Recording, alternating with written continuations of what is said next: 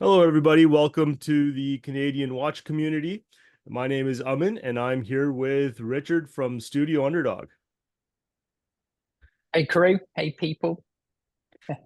So before we get started, I just want to say, I'm wearing my Studio Underdog field watch today, and that's kind of what got me started on this. I picked up this watch not too long ago, and as soon as I put it on my wrist, I was like, this thing's absolutely stunning.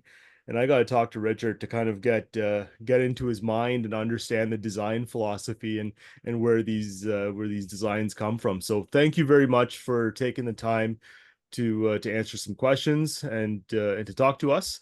It definitely means a lot. No, well, yeah, thank you for having me, and thanks for supporting the brand as well. I didn't realize when we were kind of chatting back and forth that yeah, that you're a customer as well. So I do appreciate that, and I think you've picked a good one in the full moon. Very understated until the lights go out, and then it's loud and fun and playful. So yeah, but very in line with kind of the brand, as it were. And one of the things that got me about this watch, I mean, a field watch has been done hundreds and hundreds of times, right? But just the level of design that went into this particular watch. And for anybody that hasn't seen this watch, I strongly recommend that you go and check it out. But having that multi-level and the layers on the dial where you have like the multi-loomed surface and then a spacer and then a sapphire crystal gives it a lot of depth and that floating feeling, and it's very different from any other field watch that I've seen. So uh definitely definitely got me very very hooked onto the brand and wanting to learn a little bit more about you.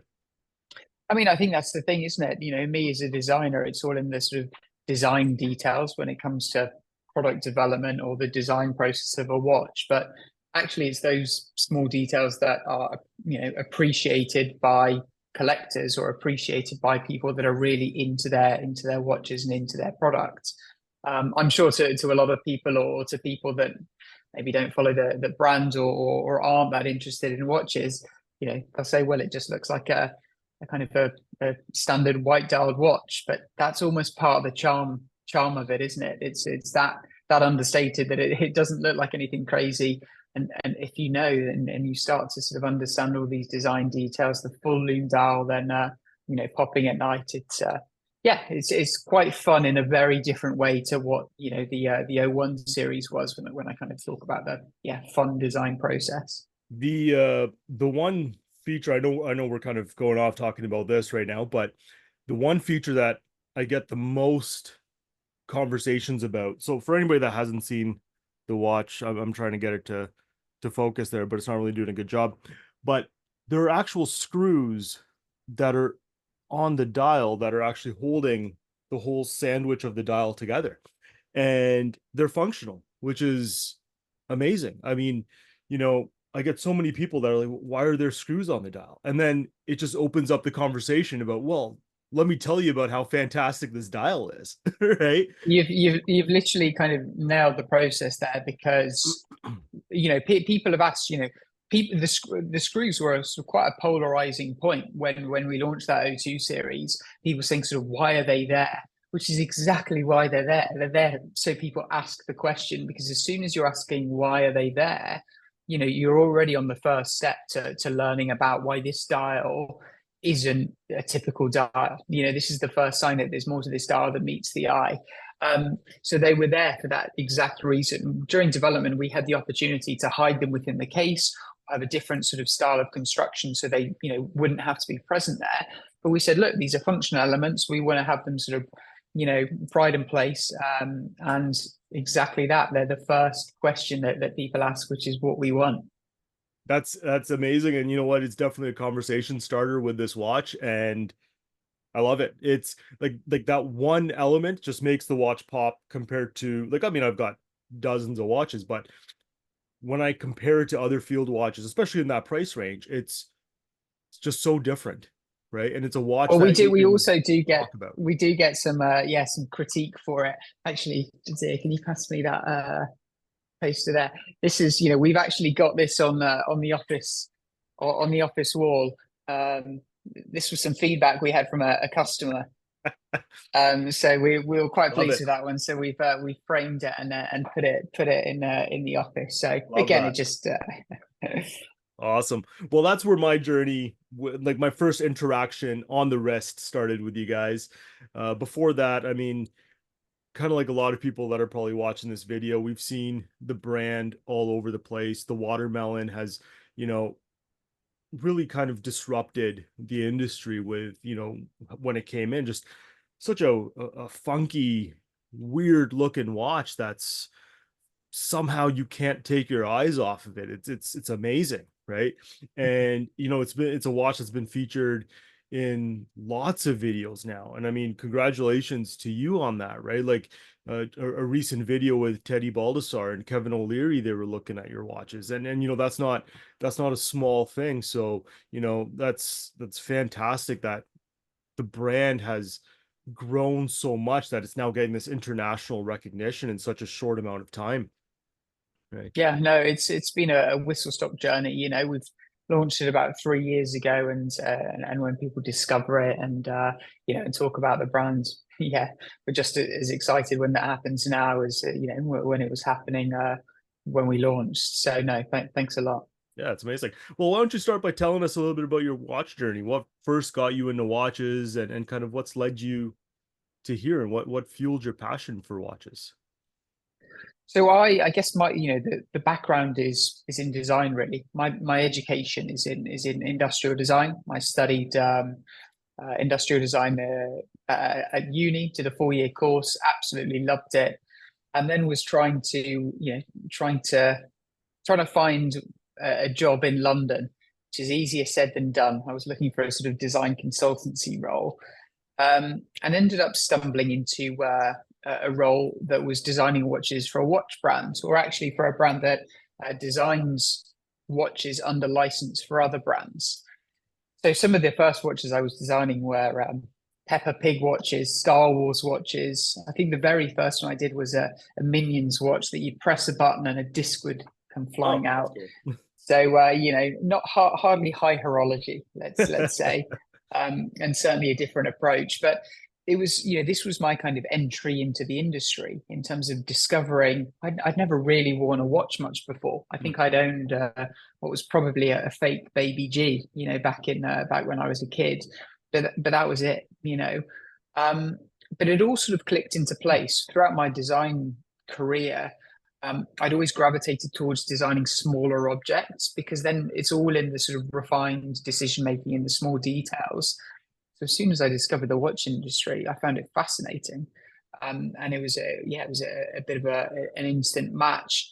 And I refined my skill set over a few years, and yeah, about 3 years ago, I set out on my own journey to start my own little passion project, which is taken off.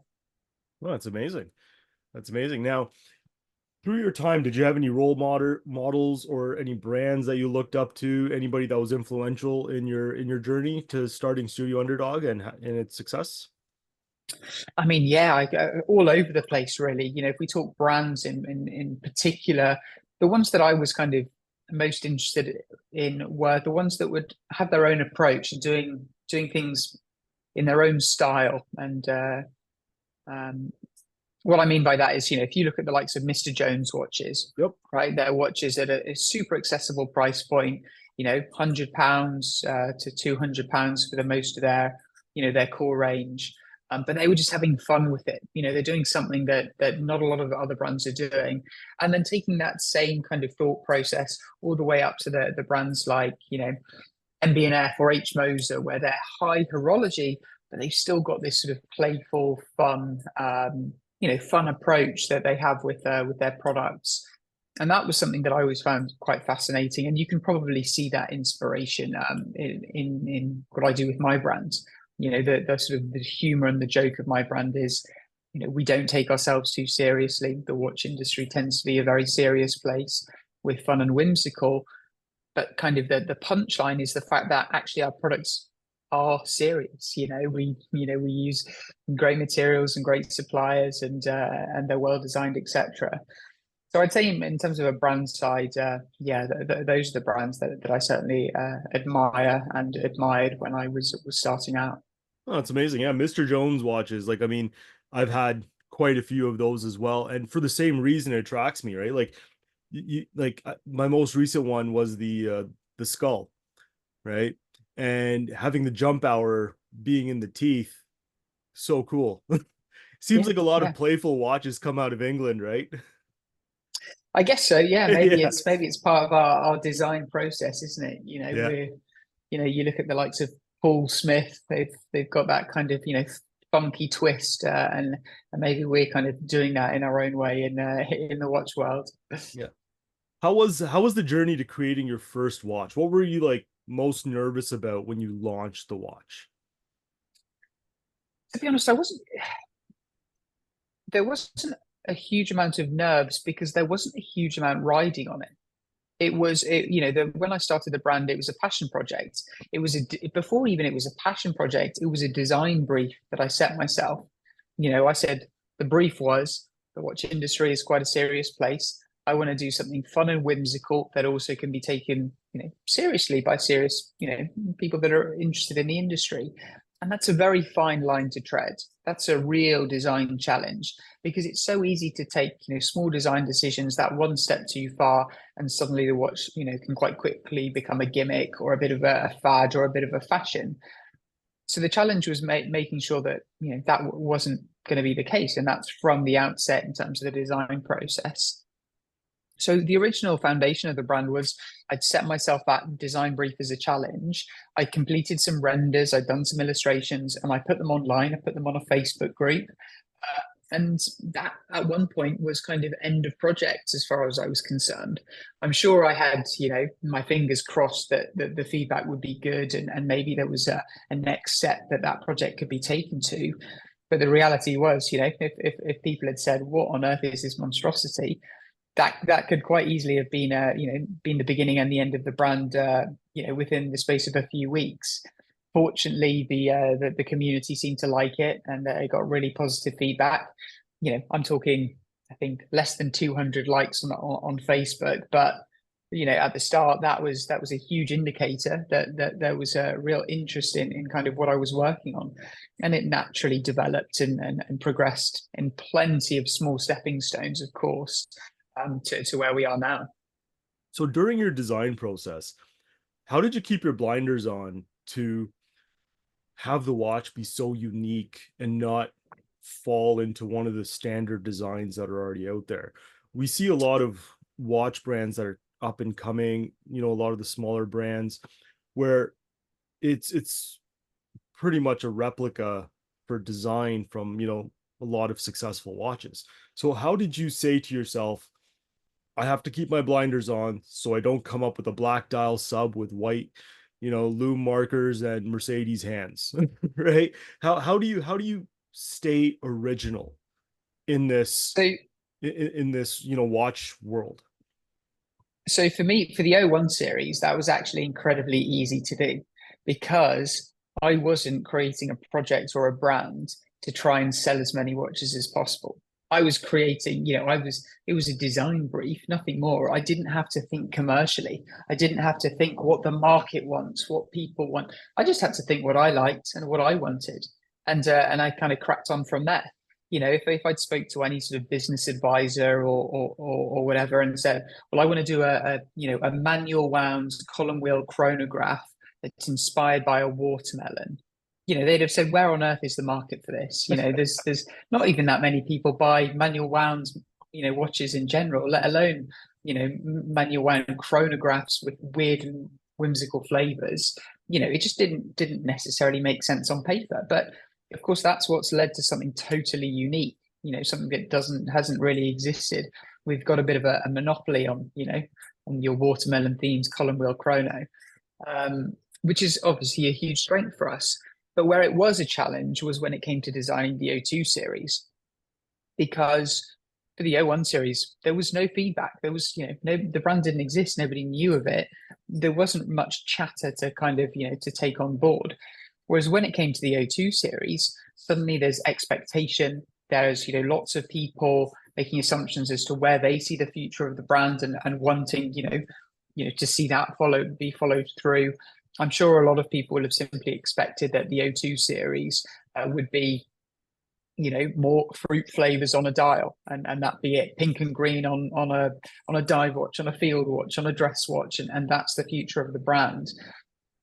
But I wanted to take the O2 series as an opportunity to showcase what it means to be a Studio Underdog watch. And what I mean by that is it's the design process, right? If you look at the watch that you're wearing, on your wrist, and you compare it to to the watermelon behind me, at a glance, it could so easily be going, hold on, how is this all under one brand? Yep. But as soon as you understand sort of my design process and the kind of the humor that's added in certain areas and details, it kind of all makes sense. And that's what I wanted to communicate with the O2 series. And that's why it was a lot harder, because you did have this chatter, this expectation, people telling you what they wanted to see. And that's when you had to sort of put the blinders on.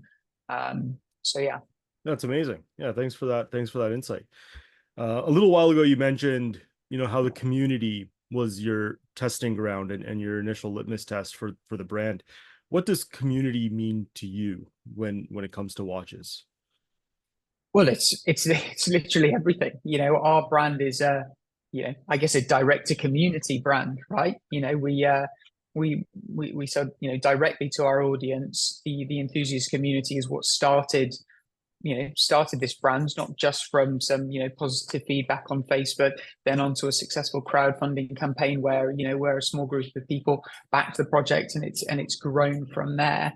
And I think we're relatively good at highlighting how important community is to us, because this year in particular, I've been trying to travel as much as I physically can to go out and meet the community, not just the watch community, but the Studio Underdog community as well, which we're slowly building. So in the last 6 to 12 months, we've been doing lots of pizza parties. We've done a fun little pizza watch that for one reason or another, people seem to really enjoy. So it's been a great opportunity for us to travel the world and bring these pizza parties to these collectives, to these collectors, to these to these groups of passionate enthusiasts, and it's been so much fun to meet all these people. That's amazing. Well, this isn't a pizza party, but thank you so much for meeting our community as well. So you went from it being a design brief to it becoming Studio Underdog. What was the decision process in that name? How did you come to Studio Underdog? And my biggest question with the name is, why is 0 instead of an O?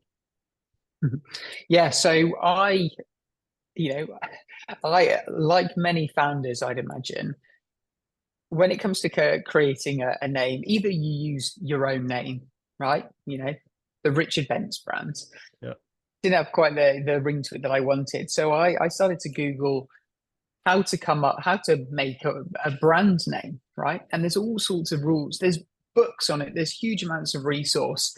And what it sort of fundamentally comes down to is it should be a 5 or 6 letter word where one of the vowels or elements that make up the structure of the word, is quite punchy. So if you think of any of the kind of the heavy hitters of in the brand space, often you'll find that they follow a certain set of guidelines. But of course, with these guidelines, you kind of feel like everything is taken. Everything seems to exist. You come up with a unique word or brand, and you Google it, and oh no, it exists. So I said, you know what, this is so backwards. Screw all this. I'm an underdog. I'm trying to make a name for myself in the big scary Swiss watch world. I act as a designer, as a design studio in essence. So that's sort of Studio Underdog. And then when it came to the 0, I kind of wanted to, I guess, communicate a little bit of the approach and the humor to the brand in terms of much like if you're trying to create a new username on a forum or an online game, I'd put Richard, it would say, taken. So then you start swapping out letters and swapping out numbers and this sort of thing to create something unique. So that was kind of the logic behind it of like, don't think too much, have a bit of fun. We've got a unique name, that's what we're trying to achieve, and now let's keep moving. So that was I guess, yeah, that was the approach, and obviously it has created something unique, and now that zero is yeah, it's an important part of our branding. That's amazing. I love how you took your engineering approach even to the name, right? Like how can you make it fit, in this certain criteria that's kind of the norm, and then you just said, scrap it. We're doing what we want to do, and yeah, I love that. Now, out of all the out of all the watches that you've made, which one is your personal favorite? Oh, that's a tough one. It's like making me pick between my children, We all I'd have a say from favorite the one. You just don't tell to be them. honest, actually, I'd say so from the O1 series, it's got to be obviously the classic. This is what kind of really put us on the map. From the O2 series, big fan of the Stephanie Blue, Yep. almost purely just because of the name. I love We the were name on making it. fun of the I love the name of the Stephanie Blue. It's perfect for it, and it goes right with what you guys are, and the fun humor of the brand on a very otherwise serious watch. I love that. for sure. For you viewers that might not know I guess the history of of the name Stephanie Blue, we kind of wanted to poke fun at the industry as a whole. A few years ago, there was a whole Tiffany Blue craze where every watch brand under the sun seemed to be releasing a Tiffany Blue, which is kind of a pastely greeny blue on their watch dials. And we wanted to do something that was slightly different, still a pastel blue. So thus we called it Stephanie. And you can see, it's not just about, having fun with the watches and the colors, etc. That's a vein that runs through the entire brand, whether it's the process for creating a brand name, where it's the type of imagery we use, the naming conventions of the product, our website, etc. We just make sure that people can kind of really understand yeah, the fun that we're having. That's amazing. Is there anything that you'd like to share with our community of, what you're working on, what we can look forward to or expect to see from you guys in the future?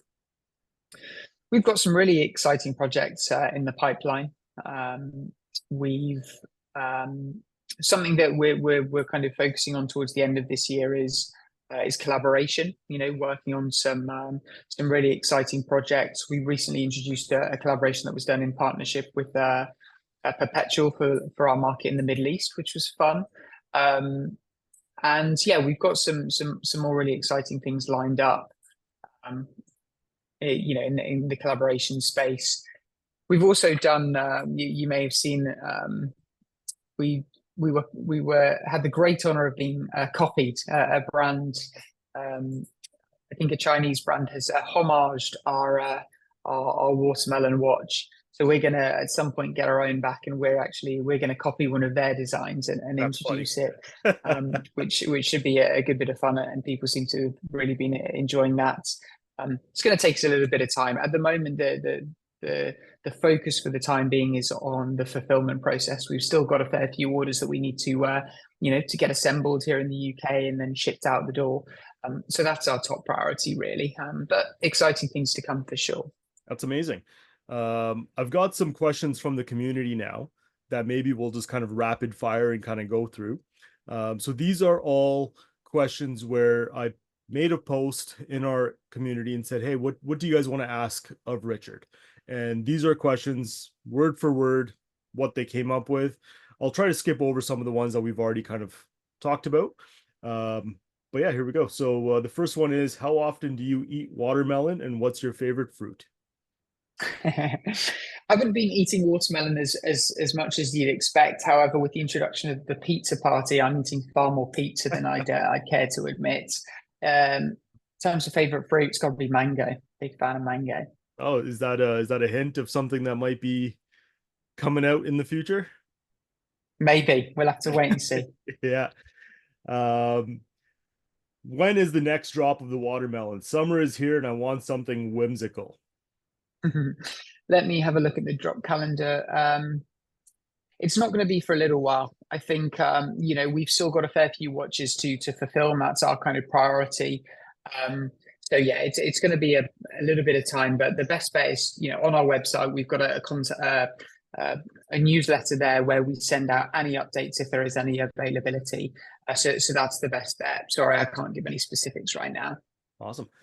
How did Richard feel about Mr. Wonderful's assessment in Teddy B's video? I felt like he dismissed them far too quickly. No, honestly, it was it was flattering, flattering to be selected among those 8 brands to be submitted in front of, well, anyone, and to get that sort of level of exposure was brilliant. We were, I think, one of the first brands to be shown. So I'm sure there was plenty of eyeballs. I think that video's got over 300,000 views, which is incredible. That's a lot of people that are discovering not just my brands, but the micro brand industry as a whole. So no, even though I didn't make it to the number one spot, I was really happy to be featured at all. And I'm glad to see that they both seem to enjoy the effort we went to with the watermelon carving too. Well, that's amazing. The watches look nice, minimal design yet captivating. Are the movements made in-house or outsourced? It'll be a long while, I think, before Studio Underdog is making in-house movements, and I think the price would probably be a bit challenging for for the nature of our brand. So we work with some amazing movement manufacturers. The O2 series uses a Swiss movement, a Solita, SW210, and the chronograph uses a movement that was actually designed in the 1940s by the Swiss, sold to the Chinese Air Force in the 60s, and made there ever since. So it's a column wheel chrono at an incredibly accessible price point. So yeah, we work with people that have put in a lot of hard work, in over plenty of decades. Yeah, no, it's amazing. Why reinvent the wheel, right? For sure. The column wheel. Any Nice. plans for a diver? Not at the moment. We've obviously got a few projects in development, so it's going to be a little while before we introduce a diver, which I think is a good thing. A lot of brands come to the market with a diver. We sort of want to work our way up there. So we've got a chrono, we've got a field. Maybe there's one or two things that we can continue developing before a diver. But we'll see. We're working on plenty of different projects at any one time. But we're also in no rush. We want Studio Underdog to be around for decades to come. So we're not going to rush products out. We're just going to make sure that the product that we do get out there is the best that it can possibly be, which will stand us in good stead for decades to come. What are the biggest challenges trying to compete with the rest of the micro brands out there? I guess some of the challenges are wanting to stand out, showcase what you're doing differently as opposed to everyone else. And that's something that we're trying to do, not just in terms of the product, but in terms of how we're building the business as a whole.